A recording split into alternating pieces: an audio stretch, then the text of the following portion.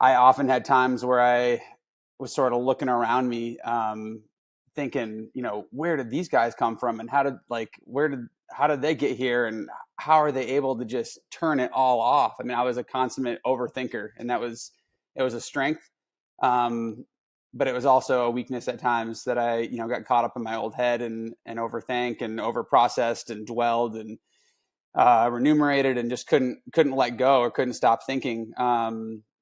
And it wasn't really until later in my career that I sort of got a better awareness of that and realized that, and then also, got some support and figured out how to kind of work through that and really, see that as a strength and anchor into it. But it's still something I'm challenged with in terms of the overthinking and overprocessing. I do it a lot. I think the people I email see it right away. They're like, half the time it's like, I can't reply to this guy because there's just, I just mind dump on him, and it's a lot. But yeah, like I said, we all have our things. That's my thing, for better or for worse, and another thing that I'm still working through. And I know I want to get into this because I know you're going to start a PhD program, correct? You're going to be studying a master's program some type of to start. Okay, Yeah, first things master's first. program. I like it. I love the small steps. I have this feeling you're going to end up probably getting a PhD, maybe a postdoc. You just seem like a bit of an overachiever, Brent. But what are you going to be studying? I'm going to be entering a sport and performance psychology program. Okay. And I will tell you, I was just interviewing Mitch Docker yesterday, and he was sharing a bit with me about his experience with eventually working with a sports psychologist, how that worked for him, where it took him in his career, and how it benefited him. You just talked a bit about what you experienced during your world tour career. What was your experience like learning to harness the power of what was going on inside your brain within that pro racing context? And then I would love to talk about how that applies, to life beyond the Peloton, to use Mitch's, podcast title, perhaps. Yeah, for sure. Yeah, that was a evolution and a process. I think as a young rider, like many young aspiring dream big riders, it was all about just pushing hard and going all the time, and nothing can stop me, and I could never be knocked down. And that I was fortunate that went along for a while. I was fortunate to keep improving, and I never got too far ahead of myself in terms of what the end point was or where I could go, but just was focused and consumed about the next step, and was able to really tick along those steps quite well when I was a young aspiring bike rider. But then eventually, like everyone, I started hitting some roadblocks, bumping my head against some walls, and then even being stopped in my tracks entirely. And yeah, it took me a while to figure out, but that was the moment I realized I was going to need a little extra support than just youthful enthusiasm and the natural talent that I had and the hard work, which, to a large extent, the hard work is almost kind of the easy thing. Like the training and the enthusiasm and the passion for it, that's kind of the easy part. And then the hard part is working through the challenging moments and the setbacks, and really digging deep and figuring out what other resources lie within myself and how I can tap the network and, inner circle around me to support and contribute to that as well. I've interviewed Allison Jackson a couple of times in the past few months. I think like every human in the world who's doing something related to professional cycling and is lucky enough to have access to the EF team. So I'm grateful I've been able to do that. One of the things I found to be really interesting about Allison in that interview is her mentality is, for every race she enters, she just assumes, like, I'm going to win this race. Like, of course I'm going to win this race. And I've met some pro athletes and people in business and other contexts who definitely have that mentality. And then I've met other people who are not like that, who have self-doubt, who have anxiety, and yet they show up and are still able to perform and win. Where do you fall on that continuum? I'd say more of the latter. Yeah, I think I was, like I said, thoughtful and critically thinking almost to a fault or detriment of myself at times. And I sort of put my confidence and my trust sort of came from the process. And it came from the team I was involved with and being buoyed by those around me, more than just an outright a non-negotiable confidence that I was always going to win. Like I would look at my competitors and think they're delusional, but it's working. Like they're delusionally confident, and this is a strength. Like, oh, like that's not naturally me. That's not my default. But I also recognize that was an asset, and it's a virtuous trait as a competitor sometimes. So I had to figure out how to get myself into that moment in that place mentally as well. I admire those people that can do it. It's like you said, I think it's quite personal, but it's definitely advantageous to be able to be in that space. And you mentioned you had some bumps in the road along the way and some full stops that made you really seek outside help and work to reframe how you were approaching how you thought about competition in the sport. And I'm sure similar things have probably happened within the context of life. But in the world tour context, could you share what were some of those moments? Is there one that jumps out at you? Oh, yeah, there's a lot. I think when I reflect on my career, it's defined by the setbacks and the trials and tribulations as much as the glories and successes. I think the most influential one was before I even really got there. When I was 23, I had just graduated from my undergrad in college, had just signed my first contract where I was getting paid a little bit and was going to do it finally full time. And about 3 months into that season, I had a pretty severe compound leg fracture when racing with the national team over in Belgium. And it was to the point where the day of the accident, they called my mom when I was in the hospital, and they said they didn't know if they were going to be able to save my leg. And so it was that severe, and that setback was, right when I was getting going. It was like I'd worked and really strived and gotten to that point, and I was ready to go. Finally, it was like, let me loose, let me do this bike race thing full time. And then, I was not walking. Thankful to just have my leg. I had graduated from college, had split with my college girlfriend at the time, moved back in with my mom, spent the whole summer on her couch, multiple surgeries, didn't know if I was going to have a contract, didn't even know if I could ride. So that was sort of the first big reset. And then, there were a few more pivotal ones, I think, during my career. I think, obviously the injuries. I've got other metal and, an X-ray and MRI sheet that is multiple pages long. But really sort of there were like these transitions during my career when I had to accept. One of the big ones was when I was sort of forced to realize that it wasn't enough to just be a teammate. That was kind of what I hung my hat on early in my career. And that was largely defined by, supporting Cadel Evans to the Tour de France victory in 2011. But as I was developing and the team was also developing, I was fortunate enough to be with the BMC racing team that, we had a quite similar, growth track together. Pretty quickly after that, it was like, it's not good enough anymore to just be a teammate. And it's like, well, wait a minute, that's all you ever told me, and that's all I ever wanted to be. How do I do that? So that was a big revamp and transition as well.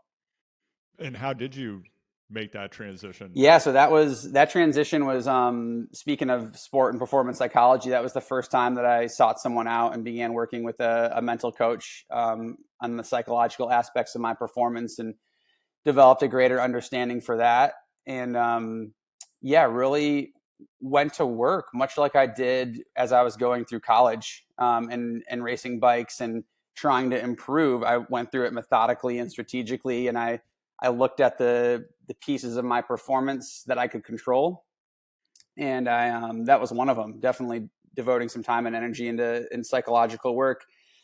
But then, really, that winter, I just got back to my program, my team. That was also a moment when I first, I guess, realized the importance that I have the team in the sense of the BMC racing team that I'm on, and I'm very proud to be part of that team, and that team has resources for me. But I need my own team as well, and within that team, I need a cheerleader and a therapist and an advocate and a technical leader, and I need all these roles to be filled. And I really went about sort of building my team and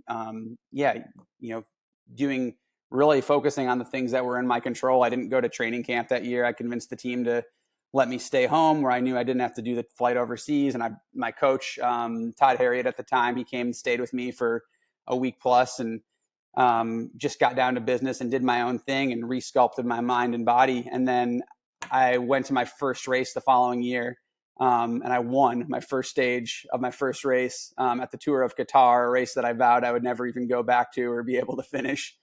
So that was a hugely pivotal moment in time. And if you think about how you felt and the way you approach racing and training before you made this commitment to doing it a different way and how it felt afterwards, what was the difference? I felt empowered. I think I felt I felt empowered and mature. I felt like I just had new tools, new mechanisms, which then, allowed me to discover new capabilities.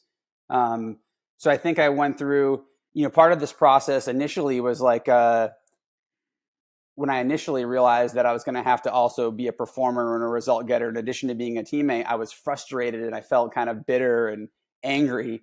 But I had worked through that, and it was another layer of development that I think so many, pro athletes or whatever, whenever we pursue something at a high level, when I was forced to change, initially there was resistance, and there was almost like there was this process of transition that had to take place, that I also had to let go of some of that. And that carried forward, through the rest of my career, because obviously that was not the only time that, I had feedbacks that was such that I was, frustrated and angry and bitter and stuff that I had to work through. So it really equipped me to then go forward to that next phase of my career, more capable and more adept at, persevering and adapting. We see athletes all the time, and I think particularly within the context of the world tour and pro cycling, that perhaps have that physiological gift. They have just crazy watts per kilogram. They appear to have the engine, and we see them excelling in support roles, perhaps as climbers in the high mountains or in other contexts. I think we also see this with lead out men and lead out women as well. And then if they are given that opportunity or they're forced into that leadership role, things really change, right? And can you just say more about what happens when those expectations change from, hey, someone is really gifted, they're helping someone else win, to now, like you're the CEO or you're the leader of this team and it's time for you to deliver? Yeah, that's a big change. And I don't think, I wouldn't say, it'd be nice to say everyone's capable of that and everyone's suited for it, but I don't think everyone is. And I think a lot of that goes, one of the important parts and processes of this is looking at value. What is really important to us? Like in that moment, what was important to me? Why am I doing this? What do I want out of this? And making sure that also aligns with it. Otherwise, it's like trying to fit a square peg in a round hole. So I think it's it's largely a question of value and purpose. There has to be purpose there. You have to feel like, for me, I had to feel like I was part of something bigger than just someone telling me I needed to win and prove something to them. It had to not just be about them. It had to be about intrinsically what was important to me, what I valued, where I was driving purpose from. And I think that's where the formal and the psychological training can really come in. I think, as cyclists, we have coaches for everything. We have coaches for, our training, for our nutrition, for what bikes we're riding, for how we sleep, you name it, it's coached. And it's often a void and a hole to not be supported in the higher psychological level as well. And I know the Tour de France is on my mind. I'm sure it's on your mind as well. Something we've been talking a lot about on Beyond the Peloton, the pro cycling podcast that I co-host, really for the past year, is what's going to happen when Jonas Vingegaard is back at the Tour now that he's won the Tour. And obviously everyone is thinking about this question, but for me, having spent time with the world's top performers, not just within the context of pro cycling, but in, music, acting, business, as a journalist, and my career as an executive. Something that I've noticed is that, again, like even when people have this capability, and even if they win one time, there's something very different once all eyes are on you. And it's not just that people expect you to win, but you have fame. Fame brings with it a very different pressure than being an underdog, as Jonas was last year, going from fishmonger to Tour de France winner. And he seems like a very nice human being. I don't know him personally. He's incredibly talented. And I also, just from the outside, my sense is I don't feel like this person is built to be famous.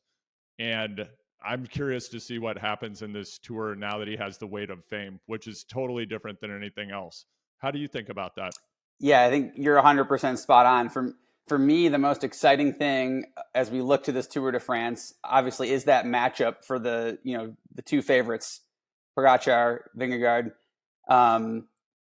and really like their stories of where they came from and where they're going, and really that psychological development of, like you just said, how does the newly minted champion resurface as someone who's trying to repeat, and then you have Pogačar, who has done two in a row, but is coming from a completely different point of view and being defeated last year, but then dealing with the recent injuries from Liège-Bastogne-Liège this spring and being largely untested since then. So yeah, that really is for me, that's the key part of the storyline. And one of the privileges of having the role as an analyst with NBC, we had a chance to talk to some of the team directors, many of the team directors, and when we talked to Vingegaard's team director, I was trying to prod and poke and dig some of that out of them, and ask, how has he changed as a leader? How has he evolved? How has he been handling the pressure? And obviously, this is game time the week before the Tour de France. Those directors aren't giving away anything, and even if they could, I can't tell you now here, but the takeaway and the little bit that I've got from that, and also observing him and watching him through the spring, we've seen him have a really strong season.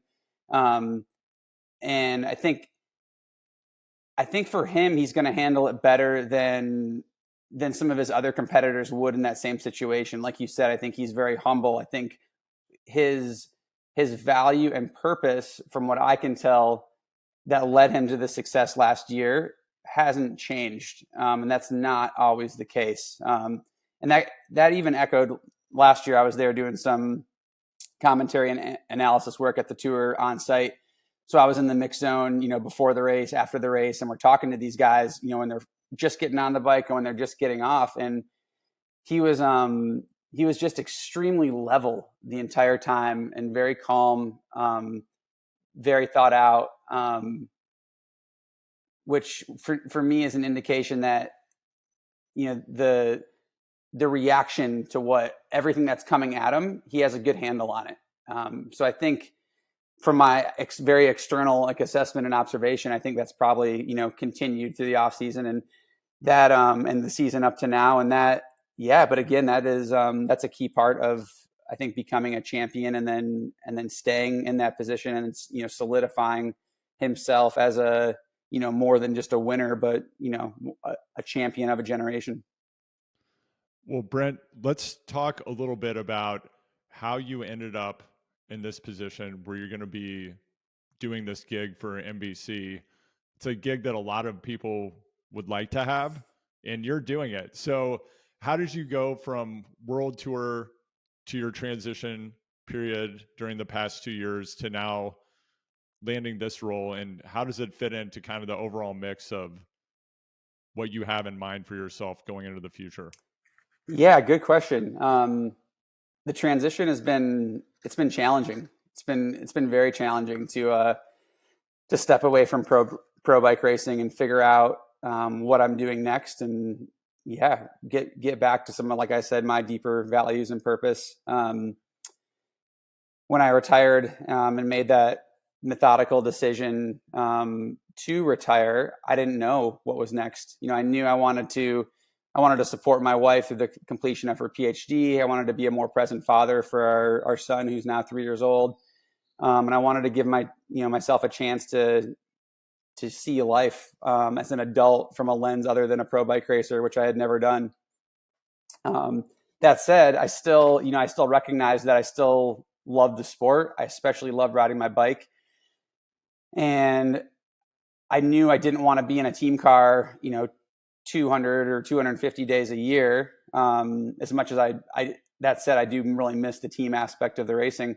But I knew I wasn't going to that right away. So I was really interested in pursuing and exploring opportunities that would give me the chance to keep a foot in the cycling world, keep my eye in there, my mind on it, allow me to convey and provide the expertise and experience that I gathered over, almost 2 decades.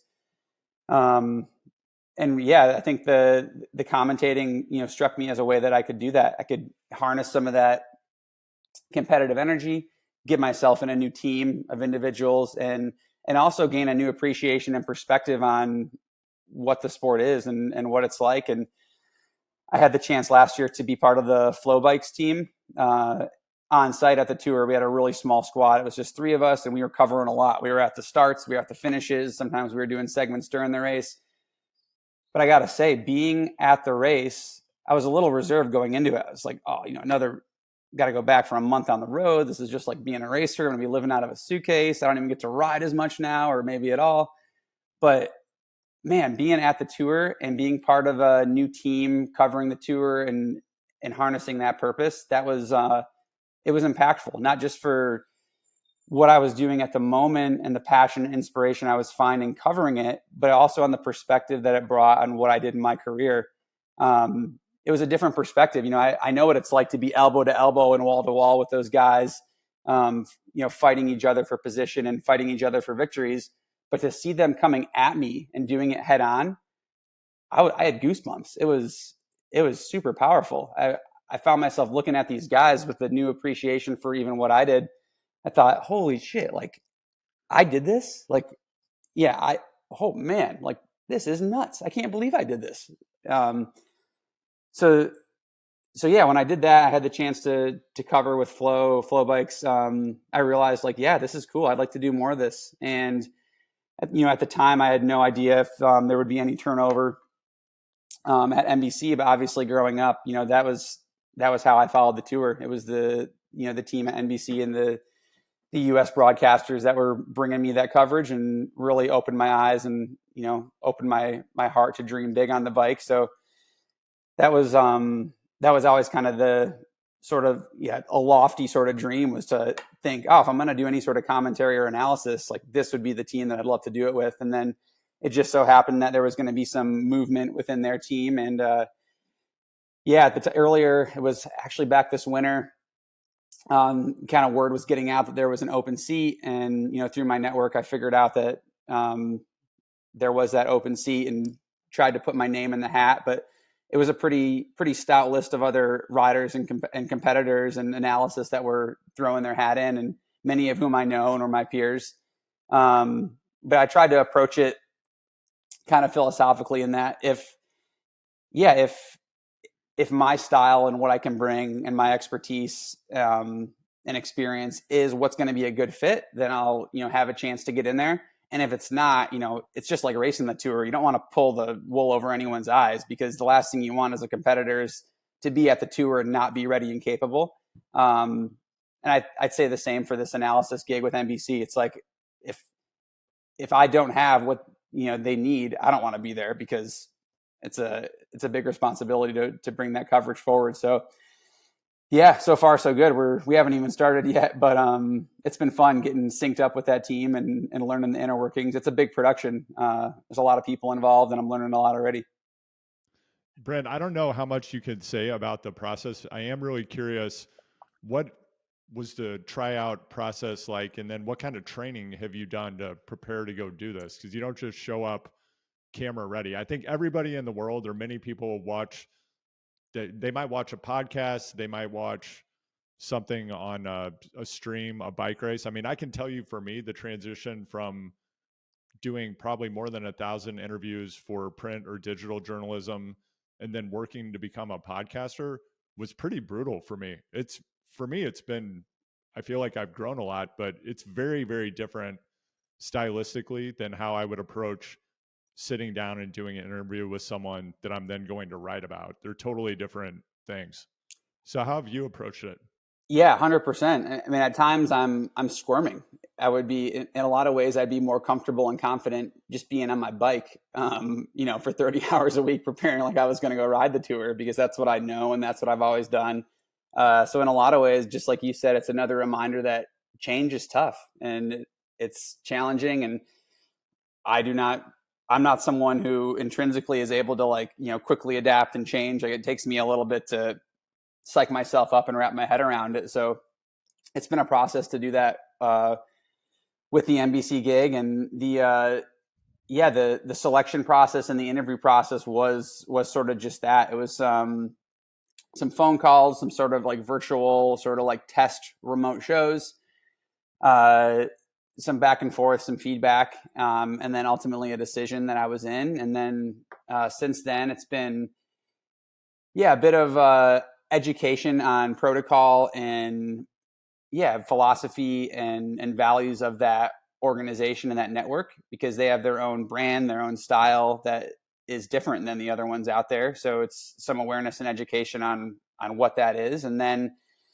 a little bit of practice, but to be honest, not as much. I think as an athlete, I gained so much confidence from, doing the reps in training and doing even more sometimes in training. You'd overcompensate. If you do more than training, when you get to the race, you can at least do what's in the race. And that has not been the case for this. We haven't done any shows yet.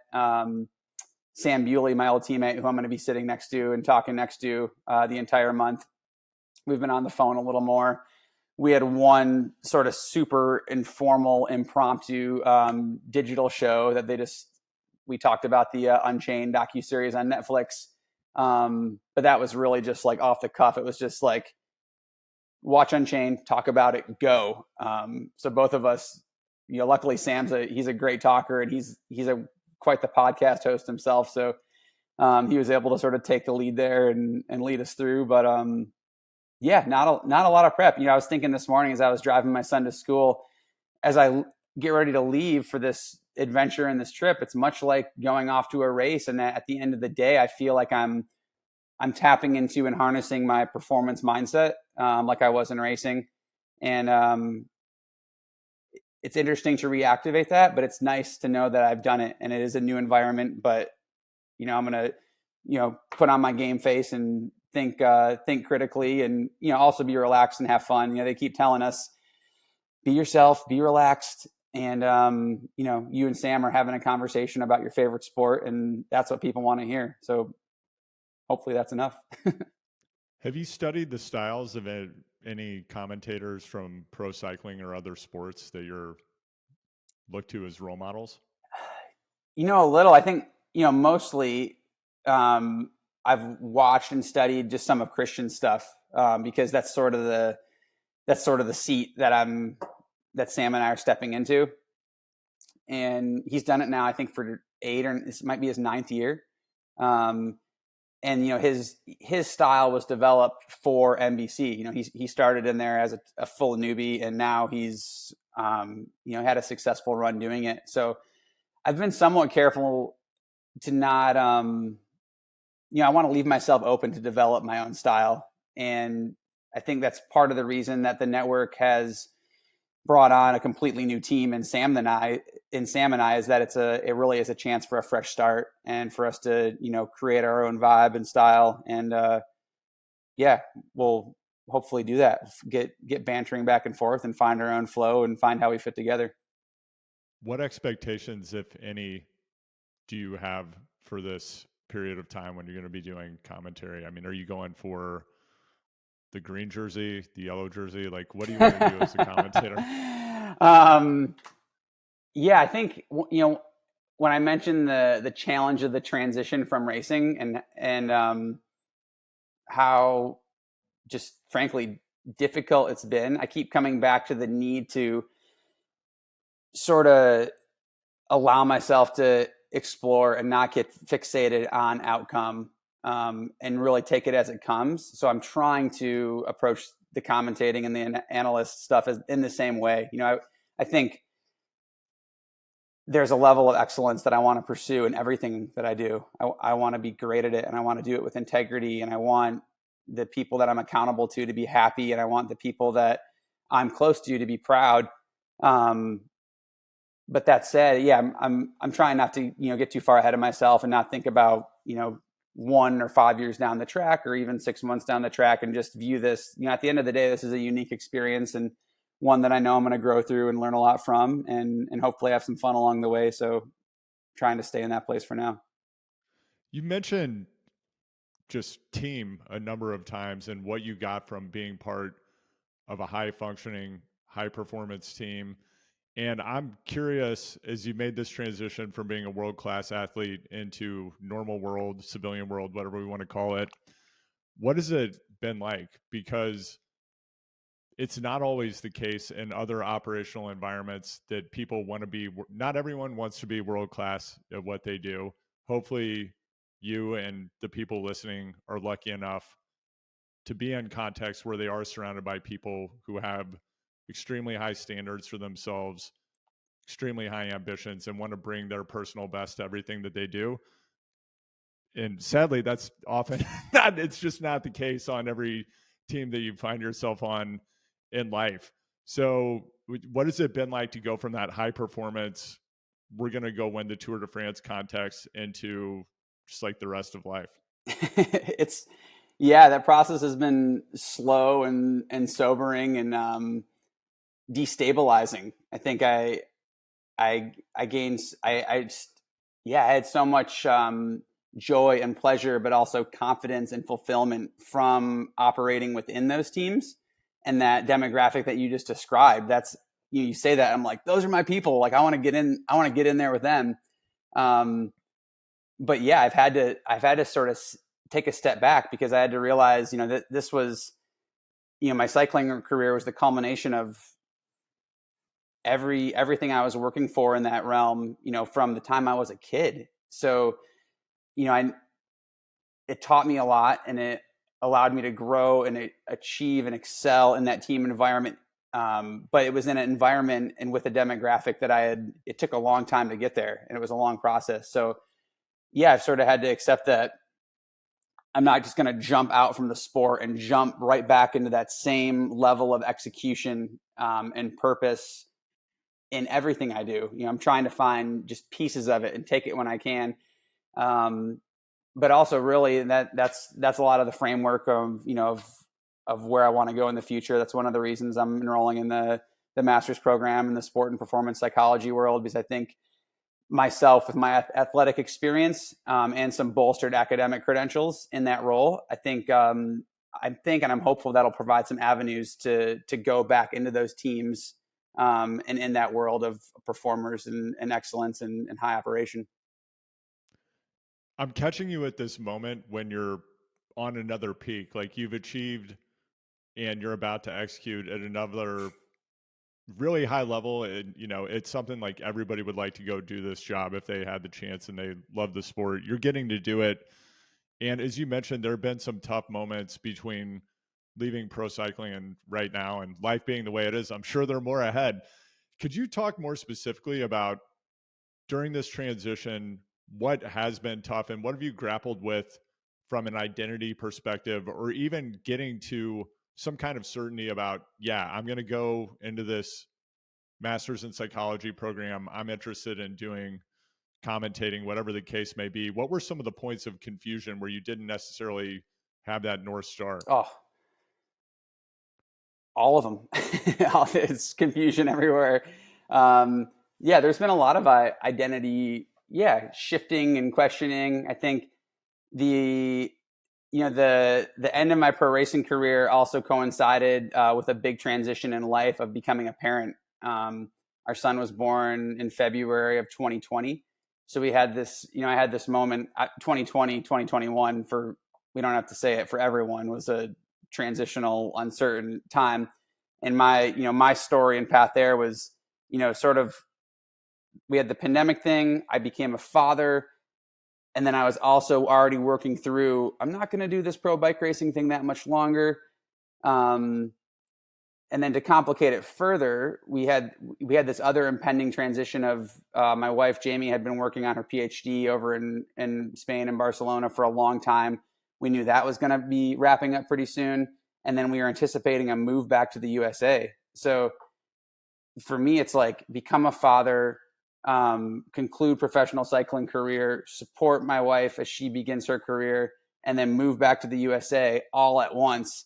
Or, not all on the same day, but this is all happening. It's still playing out. We've only been back in the US now for a few months, and she's only been working at her new job for a few months.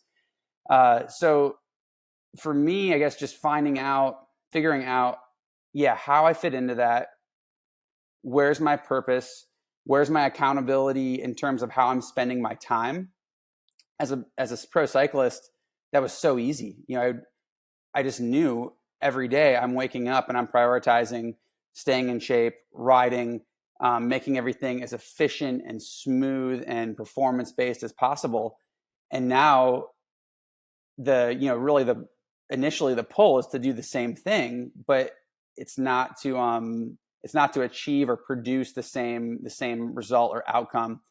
So I've had to really, reflect and think, explore. And I think I can sort of be philosophical and say that I think it's for the better. And, I see some of my peers, they jump right out of the sport, they go into the next thing. And I've looked at them through this process going, oh man, I wish I was just full gas, 100% all into something.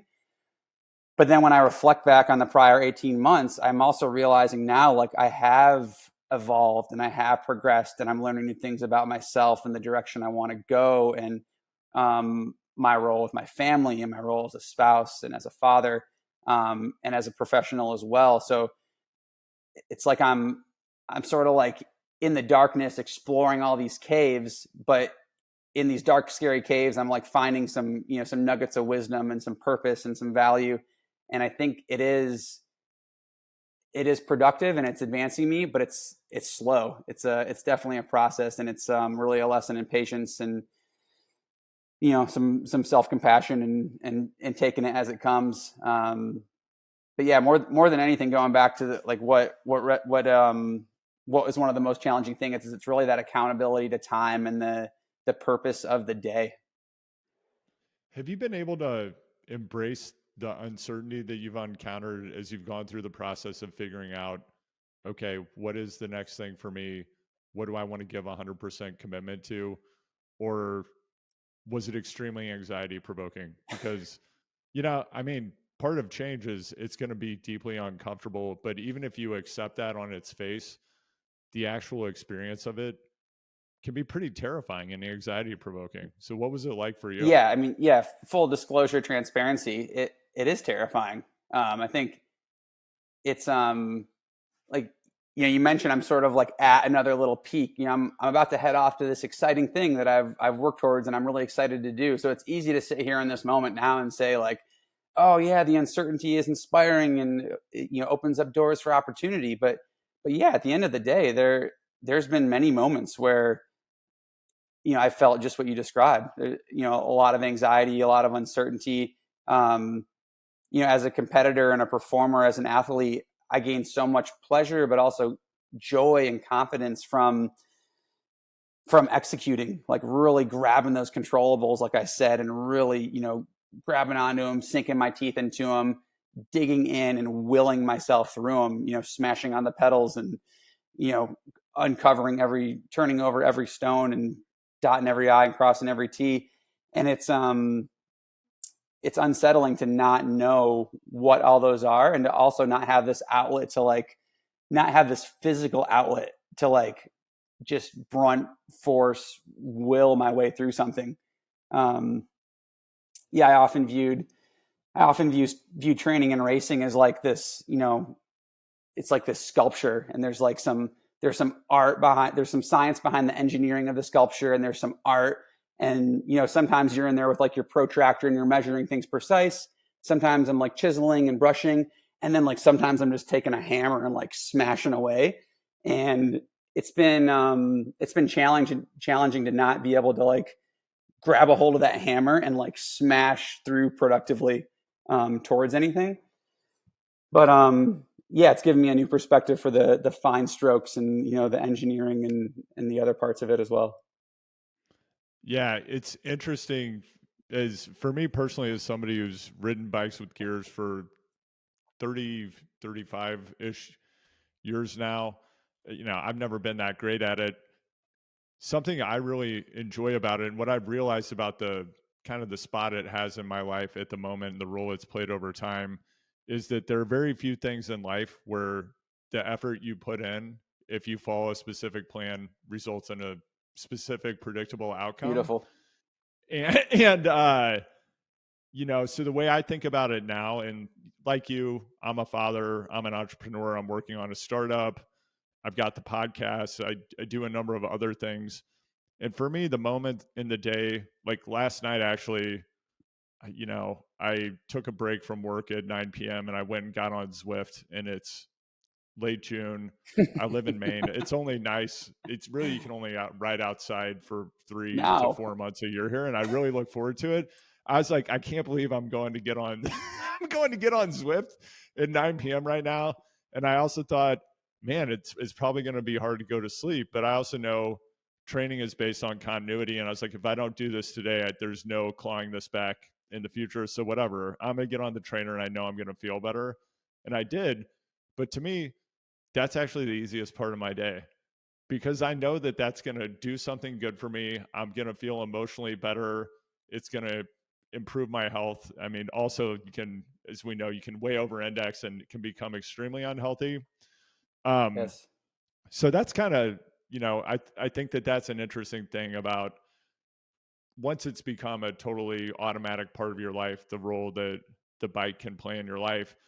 And I don't know about you, but for me personally, in good times or bad, working with my therapist, Dr. J, shout out Dr. J, is just a critical part of just like my overall well-being and health. I feel very privileged that I have the capacity to be able to work with a great therapist.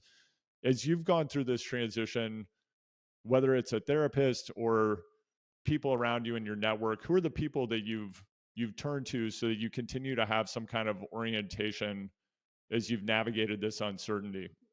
Yeah, it takes a village. I think, as you described, I'm still using the bike heavily, still medicating like that. That's a whole thing in itself. There's been this it's kind of a detox that's had to take place in terms of the training load, but it's still the best show in town in terms of physical, mental, social, spiritual therapy. So I'm still relying very, very heavily on that. And I think, yeah, the therapist I work with, actually, she's has a good experience working with a lot of other Olympic level athletes. And she's been supportive in helping me sort of understand that is a healthy way to cope. It's like, we're talking about bike riding, like, the Surgeon General and all the health science we have is like, riding a bike, like you said, you can over index, but like, this is good for you. This is good for you. This is good for your life. It's good for your relationships. So those are sort of at odds with each other. It's like, I'm trying to evolve and move on and not need, 30 hours of intense training in my life. But at the end of the day, it's like, yeah, the bike it's healthy and it's a tool for enjoyment and physical health and mental health and all of those things. So, yeah, going back to the therapist role, that's definitely a role that I have, and I'm working with and working through on that level. Obviously, my inner circle, my family, my wife Jamie. I think when I was mulling over the decision and timing to retire, I developed and sort of implemented, a semi-formalized team to help me through that decision and transition and how I was going to deliver this news and accept this news myself. So I've continued to like check in and stay in touch with some of, those people, that crew, that inner team of mine who are friends and advisors. And then really peers, like it's comforting to talk to some of my other peers, retired pro cyclists, also, ex-military, others who have have lived lives that were so focused and pursued in a sort of single-minded, obsessive level, and then had to transition out. I think relatability is important, in that we know we're not alone. There's other people doing it as well. And I know that in your writing that I've read related to your transition, and as you've mentioned on this podcast, part of what you wanted to achieve during this period of time is greater presence with your partner, with your family. I don't know about you, but I've found that during moments in life when you actually do have this space to potentially cultivate greater presence, that also typically is when you have the highest levels of uncertainty, because you're figuring out like, okay, what's the next thing I'm going to do? Or as you said, when you're doing your own thing, you're building your own thing, you're putting together your own program, you don't have somebody dumping something into Training Peaks telling you, hey Brent, if you want to be a commentator on NBC, here's what you do for the next 2 years. There's really no visible horizon. So what's your experience been like with actually trying to be present, and have you achieved it? How Oh, you doing, it's Brent? tough. Yeah, it is. In a lot of ways, I've experienced those two dynamics being at odds with each other. It's like, I think we need some time and space to step back, to be more present, and that allows a processing and development of what comes next. But as as a naturally someone whose tendency to push and go forward, and if I'm not going forward, I feel like I'm going back. That also can quickly obliterate this joy and really privilege to like have some space and have some presence. So it is a constant work, and something that I keep coming back to. And I frequently try to snap forward and like, reflect as if I'm looking back on this moment, 1, 3, or 5 years from now. I don't want to look back at these moments and think, gosh, I had this very privileged role and opportunity to, pick my son up from school more and be around more and see sort of also where the wind take me and the world took me. But I spent the whole time just like, yeah, neurotically fighting and chomping down on what I wanted to have or didn't have. So, it doesn't come easy. It's something that I have to like continuously try to acknowledge and recommit to every day. And I'm sure those people that are close around me, some would say like, you're not doing a very good job at this. Or some days I don't feel like I am, but yeah, it's a process, and something that I'm still aware it's not an overnight thing. You have, of course, dabbled a bit in gravel racing. You have not gone the route of a lot of people who've left the world tour and just boomerang back into becoming a professional gravel racer, which, yeah, that's also cool. Why was that not for you? Yeah, good question.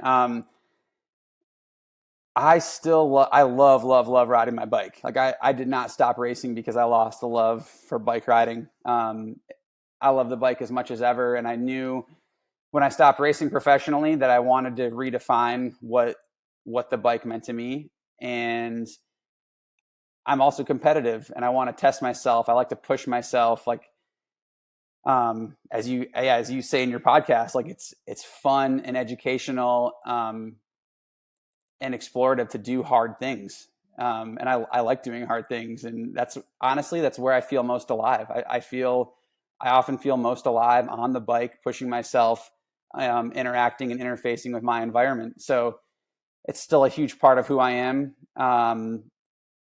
That said, I've gone back and forth. Like I'll be honest, there's been times the past year and a half where I'm like, man, I should have went all into this privateer thing. Like this looks freaking fun. These guys are having a blast. They're traveling around. They're still racing. But I also know that for me, that would also bring things that I purposefully wanted to step away from and move away from, when I stepped away from racing. And I also know, personally, that I would have a hard time splitting that balance of like prioritizing all those things that I wanted to do and have committed to when I stopped racing, while also being committed to another form of accountable bike racing. So yeah, it's a little bit complicated, and I've dabbled in it, and that's a constant evolution and process. I've sort of gravitated towards events and challenges that were further away from road racing. because the further away I am from road racing, the more I can like let go, or like the more quickly I can let go. And I say the more I can let go or the more quickly, because I'm still not letting go. I'm still like, I start one of these events and I'm like chomped down, like competitor again. I'm going to hang on as long as I can, and I'm going to show them and show me and this and that. But eventually, I think every event I've done, I have gotten to a point where I do kind of like, this is why I'm here. Let's stay honest to this. This is what I'm getting out of this. And that's been educational and figuring out, that redefinition of the bike and how it fits in. And at the same time, it's still fun. It's fun to be in that community and push myself, and I feel alive there. Yeah, and you and I both know that nothing is cool. Nothing is as cool as it looks on its surface, For sure. right? I mean, yeah, I mean I had Alexei Vermeulen on the show, and part of what I like about Alexei and his creative partner Avery, part of what I like about the content they put out is, it shows Alexei at 11 p.m. the night before a major gravel race changing his chain ring, or Yes. putting a new chain on, like trying to get that tire insert in the tire, all of which, those are things that I've done as an amateur, racer, going out and doing things that I had always read, like, if you're going to do this, definitely don't do this the night thing. before. Don't do it the night before the race. And then talking to him, he's like, oh yeah, well, yeah, I don't have time. And like, that's what I had to do. And for me personally, I don't sleep well ever the night before a big competition, which is probably why I'm just generally not that great at them. But, Alexei shared with me, he's like, yeah, I get terrible sleep. I'll sleep like 3 hours and then I get up and do it. And sometimes I win. It's like, wow, that's pretty amazing. Stars, they're just like us. But yeah, there's all that glitters is not gold. And then also, it's a lot of fun too, right? For sure. Yeah, no, I had that. It's funny you say that. Last year when I went to Unbound as one of my, first events after pro cycling retirement, I saw Alexei the day before the race. I was dipping into the grocery store to, get some stuff to eat, and I see him, and he is like, blazing by me with a shopping cart, like locked on, like on a mission. I'm like, whoa, hey man, we always talk about like, we'll see each other and catch up at these races, everyone. And the fact is that it's just so busy. But yeah, for those guys, for him, he's like, oh, can't talk now. I got this appearance and this interview and this meet and greet, and then I got to get my bike ready. And so, yeah, it's good. It's good. Good check-in for me to see that. And like, all right, he's doing something different here than I am. And yeah, I think he's been successful, and he's getting out of it what he wants. And he's created a value, and he takes joy in it. But yeah, it's been fun to go to some of those events and see that and have some awareness of what's going on and how I fit in, and realizing there still is a way for me to fit in as a bike rider, even if I'm not doing it to that level. Brent, you're much more than what you did in the World Tour, and you have big things ahead of you. But I have to ask, what was your very toughest moment in the World Tour when it was the absolute most brutal? Oh, probably hard to pick just yeah, one, it is hard to pick. Well, I was thinking about this as I'm reflecting on the tour, and I'm talking about it so much. I've been especially reflecting on tour memories. I think one of the, for me, suffering as a pro cyclist is not the moment that I was in pain when I'm going for a win, or I'm doing the last peel pull for my teammate who I'm trying to set up for win. Like that, there's pain and there's intensity and there's some suffering, but that's in the spirit of gaining and victory and winning.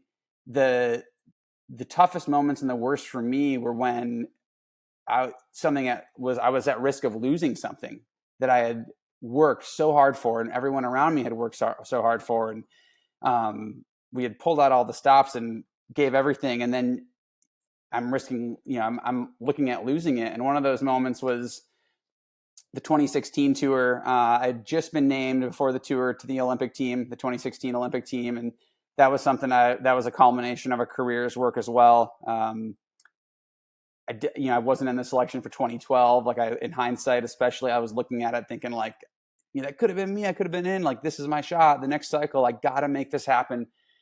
And I put a lot of physical, emotional, strategic effort into giving myself the best shot to being selected for the Olympics in 2016, and it happened. I was named to the team. There was only two of us. It was myself and Taylor Finney, and it was right ahead of the tour. And part of my selection petition and argument was that with the course we had in Rio, and the big favorites were talking about this too, is what is the best preparation for the Olympics? And it was being argued more and more and strategized that you probably need the tour for a climbing heavy course like in Rio. You probably need a big load like the Tour de France to really be ready. So the Tour de France selection was then kind of part of my Olympic bid. So there were these two selections going on, and it was extremely intense and exhaustive. And I was so proud to have made both of them. And then in the first stage of the tour that year, I'm on the ground. We're riding like second or third team, and there's a super high speed crash. Alberto Contador and myself both went down, a few others, but I was ripped to shreds. I had lost so much skin. I had bruised ribs. Thankfully didn't hit my head, but had some questionable joint stuff. And this is day one of the tour. So I'm in, peak physical condition. I had just achieved this dream to be selected to the Olympic team. And now I'm like thinking like, oh my God, like it could all go away now. I might have to leave the tour. If I leave the tour, does that mean my Olympic selection goes away? So that was a lot of suffering for a long time. And I was involved with this BMC racing team, which was also very capable and stacked. A few days later, Greg Van Avermaet got the yellow jersey, which was a organizational moment, defining highlight moment for the team. So it wasn't like I can't just take the days off either. It was like I gotta be there for the team, but then I'm also thinking in the back of my head, I cannot DNF this tour, Brent. I cannot DNF this tour because I can't lose this Olympic selection. This is so important to me, and I'm so excited for this. So I suffered my ass off for the next 10 days or 2 weeks like never before. And probably took off a couple of years of my life, but made it through and made it to the third week and was better then. I was better for the team and still contributing, and then had good form in Rio. But that one sticks out and left a mark. After that wreck, was the toughest day getting up and getting on the bike the next day, or was it a day later in the tour? I think the worst was actually when the first couple of days after that were terrible in terms of not sleeping, all the inflammation being stuck to everything and bleeding out all my Band-Aids. But when we hit the mountains, the Pyrenees especially, we did the Pyrenees before the Alps that year. They were just horrendous. I was getting dropped, and I was being put to the sword in the mountains by these sprinters. And whether we were going uphill or downhill with those sprinters, I was never comfortable. I was always flailing and always squirming. And I just never felt comfortable or confident for a second that I could get through. I was comfortable and confident that I would, go to, basically go to the death to give myself every chance. But that was it. That was a lot of suffering. What did you tell yourself? How'd you get through it?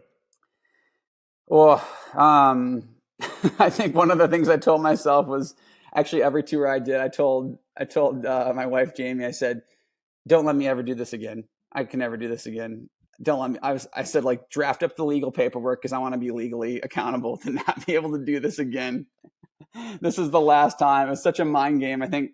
And that's, if I tell myself, it's one more kilometer, it's one more stage, and it's one more Tour de France. Keep going. And I was really reflecting on, in my career, I was proud to be someone who didn't give up and who was tenacious and did push through. And sometimes I think that was to my detriment, honestly. But in that moment, I allowed that to bolster me, and I hunkered down and saw that as a strength, and really leaned heavily on those close around me. My longtime friend and agent Derek and Jamie showed up to one of the rest days that year, and I remember seeing them and giving them a hug was really just like an infusion of life and love, and leaned on those around me very heavily. Amazing. And Brent, I'm really looking forward to seeing your commentary during this tour. So, I guess you've got one more tour ahead of you at least, and hopefully more to come. But thanks so much for taking time to do this today. Really enjoyed this discussion. Thanks, Andrew. It's been a pleasure, going down memory lane and talking about doing hard things.